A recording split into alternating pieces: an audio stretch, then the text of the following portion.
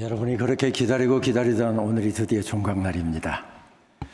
행복한 표정을 좀 지으셔야죠. 교수님들 보고 표정 관리하시는 것 같은데 하나님께 열심히 감당해 주신 한 분 한 분들께 감사를 드립니다.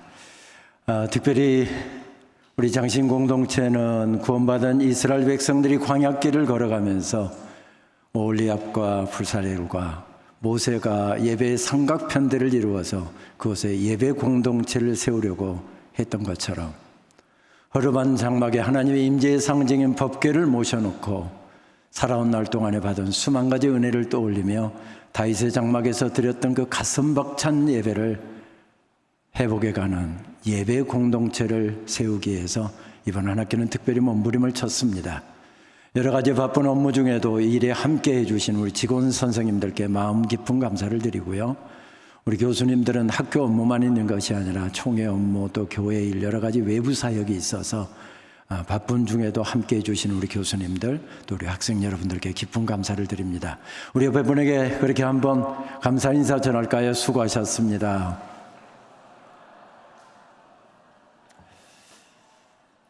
어느 공동체나 예쁜 사람들이 있습니다.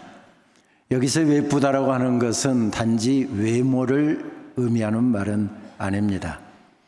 하나님께서도 천지를 창조하시고 특별히 마지막 날에 인간을 창조하신 다음에 참 예쁘다 이렇게 말씀하셨는데 그게 토부 아닙니까? 토부 메오드 정말 예쁘다. 정말 예쁘다.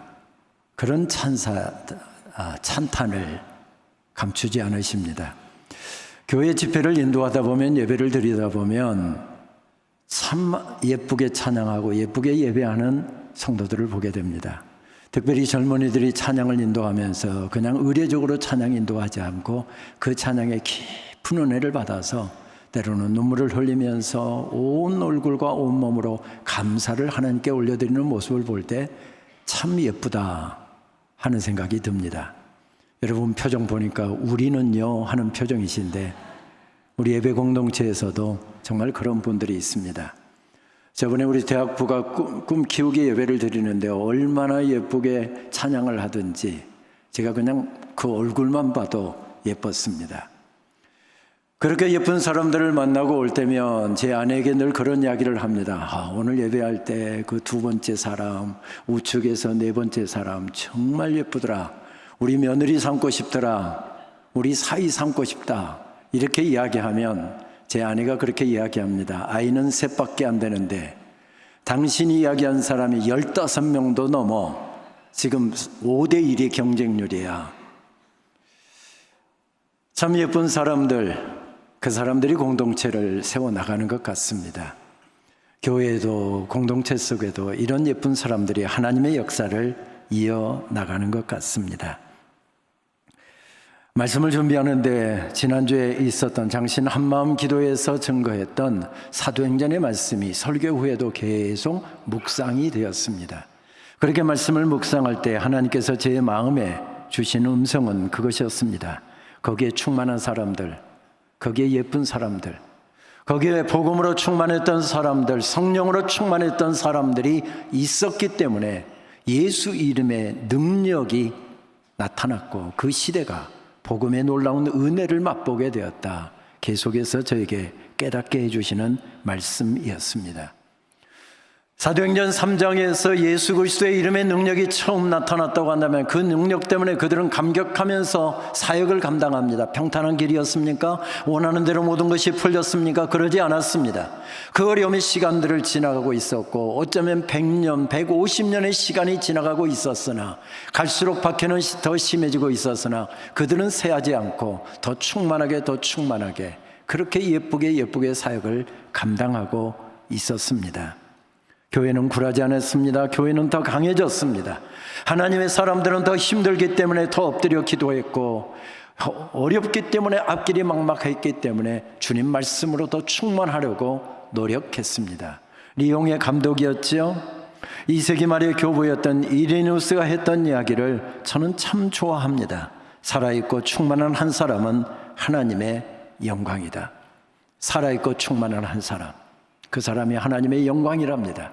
그 사람이 교회를 세우고 그 사람이 하나님의 사역을 세우고 그 사람이 많은 사람들로 하여금 예수 그리스도의 이름의 능력을 맛보게 하는 바로 주인공들이랍니다. 살아있고 충만한 한 사람, 하나님의 영광이다. 교회가 긴 박해 가운데서 어려움 가운데 허덕이고 있을 때 성도들을 이런 말로 깨웠던 이레니우스의 이야기가 생각날 때면 하나님, 살아있고 충만한 한 사람 내가 되게 하옵소서, 그렇게 저 자신을 위해서 기도하게 됩니다. 인생의 마지막 시간 로마의 감옥에 갇혀서 인생의 마지막 부분을 보내고 있었던 노사도는 젊은 사역자 디모데를 위해서 그 무너져 내리고 있는 어려움의 상황 가운데서 안간힘을 쓰며 믿음을 지켜내고 있는 에베소 교회를 향하여서 그는 이렇게 기도하고 있습니다. 하나님의 모든 충만한 것으로 너희에게 충만하시기를 원하노라. 무슨 말씀입니까? 하나님 보시기에 예쁜 사람들로 서가라. 너희들이 그렇게 서갈 때 이 시대는 복음의 능력을 맛보게 될 것이다, 그런 뜻이겠지요. 그런데 오늘 말씀에는 예쁜 사람들이 쓰러져 있습니다. 구약의 말씀에도 쓰러져 있고요, 신약의 말씀에도 쓰러져 있습니다. 하나님의 살아계심과 역사하심, 하나님의 구원의 역사를 증거해야 될 사람이 쓰러져 있습니다.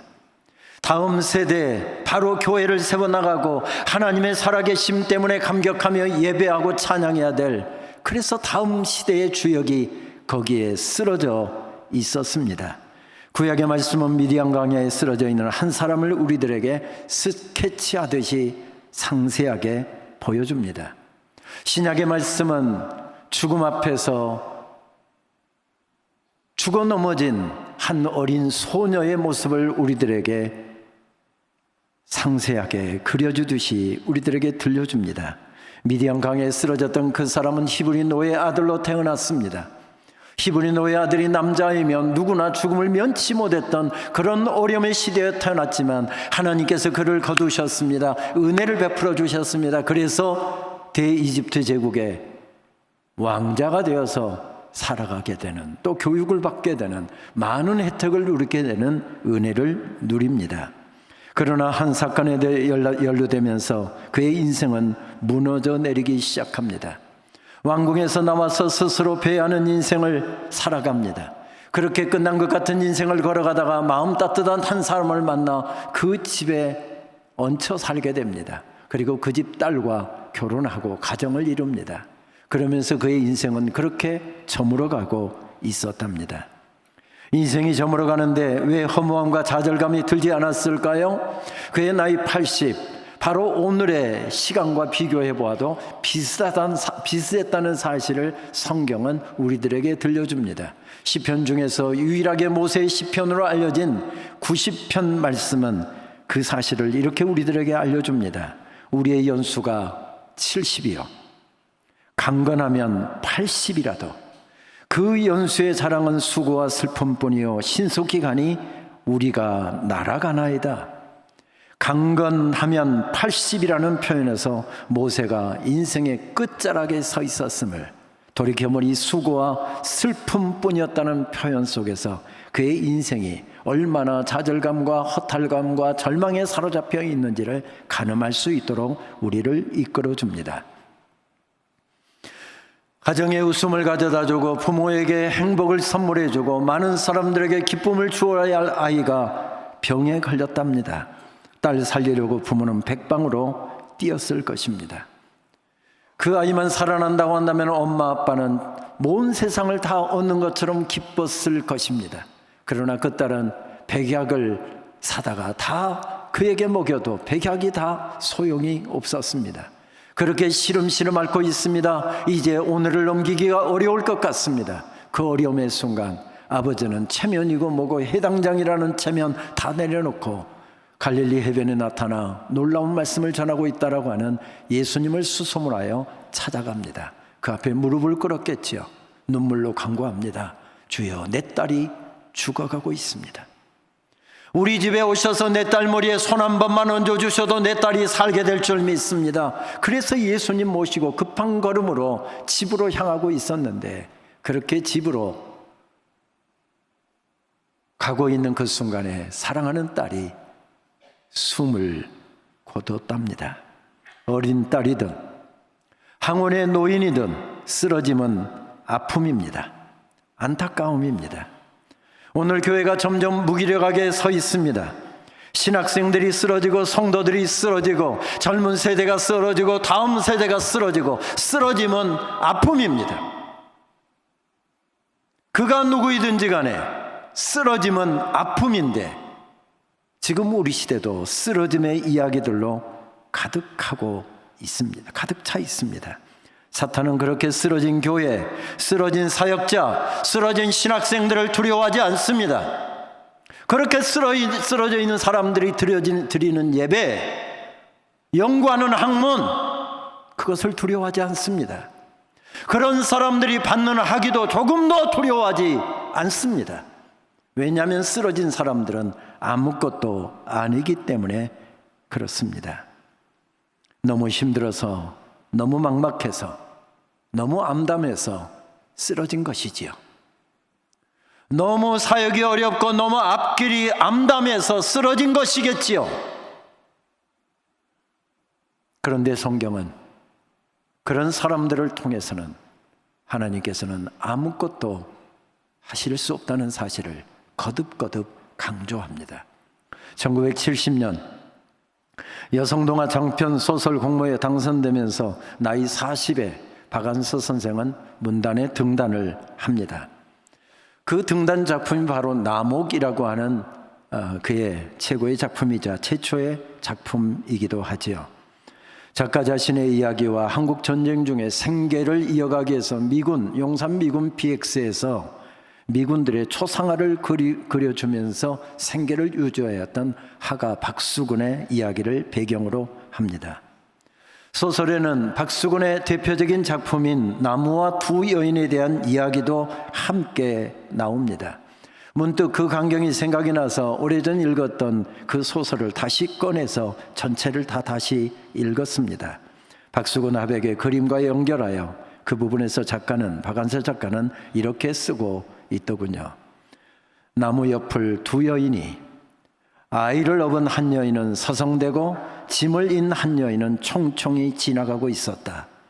내가 지난 날 어두운 지하 단칸방에서 본 한 발 속의 고목, 그러나 지금의 나에겐 웬일인지 고목이 아니라 나목이었다.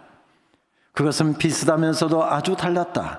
김장철 소설이 바람에 떠는 나목, 이제 막 마지막 낙엽을 끝낸 장마철의 나목이기에 봄은 아직 멀건만 그의 수심엔 봄의 향기가 애달토록 절실하다.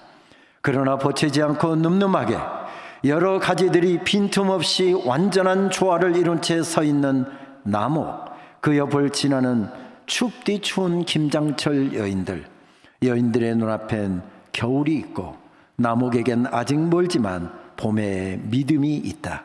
봄의 믿음. 나목을 저리도 의연하게 함이 바로 봄의 믿음이리라. 전쟁으로 인해서 모두가 다 힘든 시간을 보내고 있었습니다. 먹거리를 걱정해야 했고요, 생명의 위협 앞에서 몸을 떨어야 했습니다. 그러다 보니 정신적으로 헐벗고 물질적으로 헐벗은 삶을 살고 있었습니다. 그것은 당시 우리 민족의 상황이었습니다. 작가는 북쪽에서 간간히 들려오는 포성소리가 점점 가까이 들려오고 있었다. 그렇게 한 문장으로 우리 민족의 현실을 표현하고 있습니다. 거기에 쓰러진 한 어머니가 나옵니다. 넋이 나간 사람처럼 먹는 것도 잊어버리고 자는 것도 잊어버리고 가족의 생계를 책임져야 될 그것도 잊어버리고 정신 나간 모습으로 서 있는 쓰러진 한 여인을 그리고 있습니다. 미처 피난을 가지 못하고 집에 숨어있던 두 아들을 허름한 행랑채 옷장에 숨겼답니다. 포성소리가 점점 가까우면서 인민군들이 점점 가까이 내려오는 것이 느껴지기도 했고, 마침 친척의 집을 방문해서 아이들이 숨어 있던 것을 좀 더 안전한 곳으로 피신한다고 거미줄 걷어내고 먼지 닦아내고 간과 같은 작은 방에다가 두 아들을 숨겼습니다. 그런데 하필이면 그날 저녁 인민군이 쏜 포탄이 바로 그 행랑채에 떨어진 것입니다. 그래서 생떼 같은 두 아들이 죽었습니다. 아들을 죽였다는 죄책감과 아들을 잃은 슬픔과 절망감에 정신줄을 놓아버리고 그 어머니가 쓰러진 것입니다. 그곳으로 옮기자고 했던 딸을 원망하며 지울 수 없는 깊은 상처를 하나 남은 딸에게 계속해서 상처를 주고 있습니다. 어머니는 중얼거리듯이 혼잣말로 하루에도 10번씩 이런 말을 중얼거립니다. 어쩌면 하늘도 무심하시지. 아들들은 몽땅 잡아가시고 계집에만 남겨놓으셨노. 어쩌면 하늘도 무심하시지. 아들들은 몽땅 다 잡아가시고 계집에만 남겨놓으셨노. 살아있는 딸의 가슴 속에 지울 수 없는 이런 상처를 쓰러진 어머니는 계속해서 주고 있습니다. 그리고 독한 감기를 이기지 못하고 결국 세상을 떠납니다. 박완서 선생은 이 광경을 정리하면서 고목으로 서 있는 사람과 나목으로 서 있는 사람을 구분합니다. 똑같이 겨울 앞에 서 있고, 똑같이 절망 앞에 서 있고, 똑같이 어려움 앞에 서 있고, 똑같이 사절할 수밖에 없는 삶의 상황 가운데 서 있지만 이제는 끝났다고 쓰러져 버린 고목으로 서 있는 사람이 있고, 봄을 기다리는 나목으로 서 있는 사람도 있답니다. 지금 모세는 희망이 없는 고목입니다. 봄에 대한 믿음도 사라져버렸고, 내 인생을 여기까지 인도하시고 거두셨던 하나님의 역사하심도, 살아계신 야의 하나님의 구원의 역사도 깨끗하게 다 사라져버린, 그것을 기억도 못하고 생각도 못하고 기대하지도 않는 고목으로 서 있습니다. 그렇습니다. 지금 모세는 희망이 없는 고목으로 쓰러져 있습니다. 그것은 오늘 마가복음에서 만나는 죽은 소녀도 마찬가지였습니다. 그런데 예수님을 모시고 빠른 걸음으로 집으로 달려갈 때만 해도 아직 봄의 믿음이 있었습니다. 딸이 죽었다는 소식을 듣고 최고의 종교 지도자였던 아버지도 함께 무너져 내립니다. 그리고 자신들의 문제에 매몰되어 있습니다. 그렇게 쓰러져 있습니다. 아무것도 없는 빈들입니다. 절망감에 몸만 떨 수밖에 없는 그 빈들에 그들이 서 있었답니다. 강원도에서 목회하면서 시를 쓴 고진아 시인은 감리교 목사이지요. 이렇게 노래합니다. 늦가을 바람에 마른 수수대만 서거기는 빈들입니다. 희망이 없는 빈들입니다. 사람이 없는 빈들입니다. 내일이 없는 빈들입니다. 그렇습니다. 이것이 모세의 모습이고 죽어 넘어진 어린 소녀의 모습입니다. 희망이 보이지 않는 빈들, 사람이 없는 빈들, 내일이 없는 빈들. 여러분도 지금 그렇게 생각하십니까? 근데 성경은 아니라고 말씀하십니다. 비록 7년 풍년기가 끝나가는 것처럼 보여도 여전히 우리는 가장 좋은 때를 살고 있고, 가장 풍요로운 시대를 살아가 있고, 정신적으로 헐벗어서 복음이 가장 필요한 시대를 우리는 살아가고 있습니다. 그래서 하나님께서 우리를 부르셨습니다. 근데 어떤 사람은 이 동산에 와서도 쓰러져 있습니다. 예배의 자리에서도 쓰러져 있습니다. 강의실에도 쓰러져 있습니다. 교회는 우리를 기다리고 있고, 더 충만해서 우리를 좀 세워달라고 기도하며 우리를 기다리고 있는데, 우리는 선지동산에 올라와서도 쓰러져 있습니다. 그런데 참 다행인 것은 미디안 강야에서 노년을 보내면서 쓰러져 있는 한 사람에게 하나님께서 다가오셨답니다. 부모를 통곡하게 만들고 모든 사람을 울게 만드는, 좌절하게 만드는, 절망하게 만드는 그 죽음 앞에서 쓰러진 그 소녀를 향하여서 예수님께서 걸어오고 계십니다. 그리고 부르셨습니다. 모세야, 모세야, 소녀야, 소녀야, 부르고 계시는 분이 계셨습니다. 쓰러진 이의 삶 가운데 친입에 들어오시는 분이 계셨습니다. 거기에서 봄이 펼쳐집니다. 생명의 역사가 펼쳐집니다. 불타는 떨기나무가 신기하여서 다가오는 모세를 하나님께서 보셨다. 특별히 히브리어의 라 동사를 반복해서 사용하면서 그 사실을 강조하듯 우리들에게 들려줍니다. 쓰러진 한 사람, 검불과 같은 떨기나무가 불에 붙으면 바로 사라져 없어야 되는데 끊임없이 불타고 있는 떨기나무가 왜 저렇게 사라지지 않고 불타고 있지 궁금해서 다가오고 있는 모세를 하나님께서 바라보셨답니다. 오늘 본문에서는 4절에서도 7절에서도 9절에서도 같은 동사를 반복합니다. 하나님께서 그 지으신 것을 보시니 창세기 1장에서 사용되는 그 똑같은 동사입니다. 아니, 예쁜 사람들, 믿음으로 어려움의 시대를 세워나가기 위해서 안간힘을 쓰고 있는 사람들을 바라보시면서 똑같이 그 동사를 사용하십니다. 역대하 29장에서도 똑같이 말씀하시죠. 히스기야가 그 조상 다윗의 모든 행위와 같이 여호와 보시기에 정직히 행하여. 이것은 단순히 그냥 보고 있었던 그 광경을 이야기하지 않습니다. 깊이 생각하고 염려하며 보다라고 하는 뜻을 가지고 있습니다. 목자를 뜻하는 히브리어 로이가 여기에서 나옵니다. 내게 부족함이 없으리로다. 여호와는 나의 목자시니 내가 부족함이 없으리로다. 야흐웨 로이 로 에우사르. 이때 나오는 단어입니다. 목자가 양떼들을 내버려 두든가요? 저는 녀석은 없는지, 덤불에 가시에 갇혀있는 양은 없는지, 혹시 맹수의 표적이 되어서 지금 이름도 모르고 한가하게 풀뜯고 있는 양은 없는지, 목자의 눈은 끊임없이 양떼들을 살핍니다. 하나님께서 양떼를 돌보시는 목자의 심정으로 모세를 주목하셨답니다. 모세가 쓰러져 있는 것도 보셨고요, 실망하고 있는 것도 보셨고요, 방황하고 있는 것도 보셨고요, 딴짓하고 있는 것도 보셨고요, 다 보셨답니다.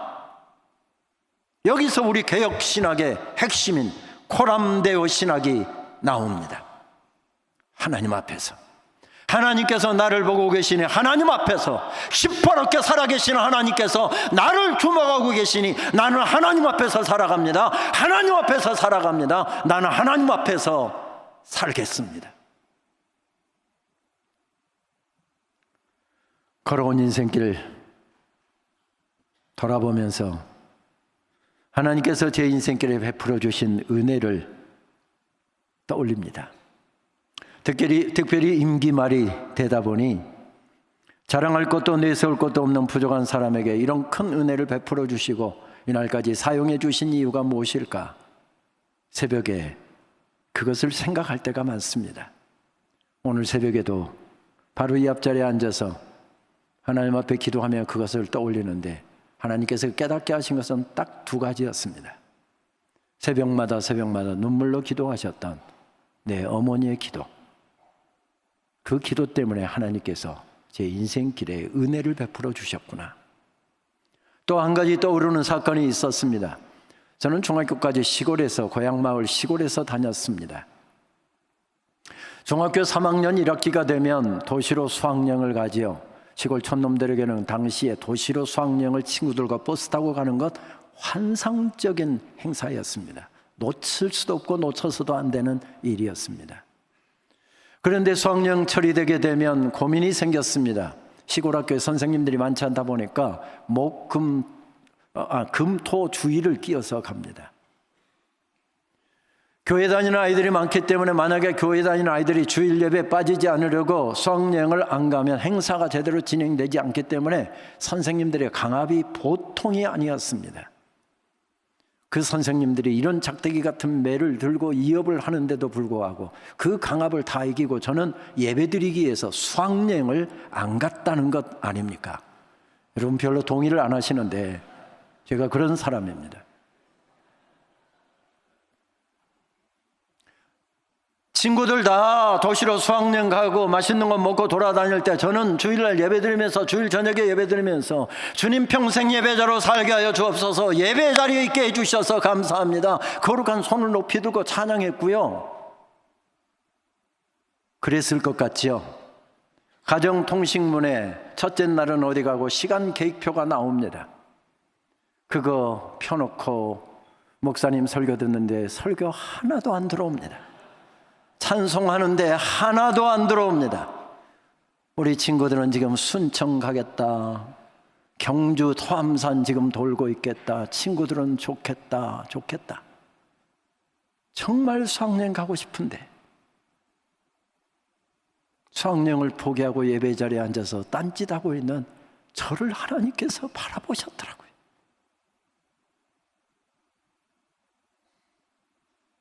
하나님께서 제 인생을 보고 계셨구나. 그리고 대신에 미국 보내주시더군요. 영국 보내주시고, 독일 보내주시고, 프랑스 보내주시고, 스위스 보내주시고, 중국 보내주시고, 더 할까요? 이것이 우리의 소망입니다. 신학한다라고 하는 것이 무엇입니까? 사역한다라고 하는 것이 무엇입니까? 끊임없이 하나님과 눈맞춤하는 것입니다. 그것이 신학함입니다. 다시 말씀드리지만 기독교 교육함, 교회 음악함은 뺐다. 교회 음악도 신학입니다. 실천 신학의 한 영역입니다. 기독교 교육도 실천 신학의 한 영역입니다. 우리는 하나님의 나라를 위해서 섬기기 위해서 학문을 공부하고 준비하는데 하나님과 눈맞춤이 없다고 한다면 쓰러질 수밖에 없고 엉뚱한 길에서 서성일 수밖에 없게 될 것입니다. 하나님과 눈맞춤. 그래서 앞세대를 살았던 박재진 시인은 자신의 제자들에게, 그 길을 걸어갈 젊은이들에게 이렇게 외칩니다. 무심코 걷던 스승은 돌연 이빨 드러내며 달려오는 맹견을 향해 전속력으로 질주했다. 두려움이 으렁거리며 달려들 때 어디로 피하는가 그대는. 사자의 꼬리만 봐도 사자의 포효를 떠올리는 유약한 상상력이 우리의 두려움이니 세상에 꼬리 하나 밟고 서서 세상의 거대한 몸뚱이를 받다 소리치지 마라. 스승의 속도에 놀란 맹견이 꼬리 내린 채 달아나는 잡견으로 변하듯 꼬리 세운 세상을 향해 온몸 내던져 정면으로 돌진하라. 정면으로 돌진하라.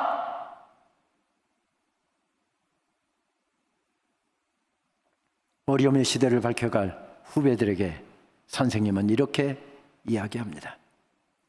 1980년대 군부 독재의 서슬이 시퍼럴 때 음유 시인이 시를 쓰고 거기에 곡을 붙였습니다. 그렇게 해서 만들어진 찬양이 한 곡 있지요. 그런데 그 찬양은 그 시대 가운데 불려질 수가 없었습니다. 군부 독재가 지나간 다음에 1990년대 초에야 그 찬양은 많은 사람들의 입에 회자되기 시작했습니다. 1992년 백창우, 주연신, 류영선이 발매한 평화의 아침을 여는 이의 첫 번째 트랙에 그 찬양은 실려 있습니다. 이제는 눈 떠야 할 때, 깊은 잠에서 깨어야 할 때, 손에 손 꼭 잡고 이제는 일어서야 할 때, 미친 바람 무릎 꿇기까지 울음 울며 거꾸러지기까지 5월과 4월을 넘어서 이제는 일어서야 할 때, 빈 등잔에 기름을 채우고 넘어진 촛대를 세우고 이 무서운 어둠 나라에 불 하나 밝혀야 할 때, 아이야 일어나거라, 아이야 눈을 뜨거라.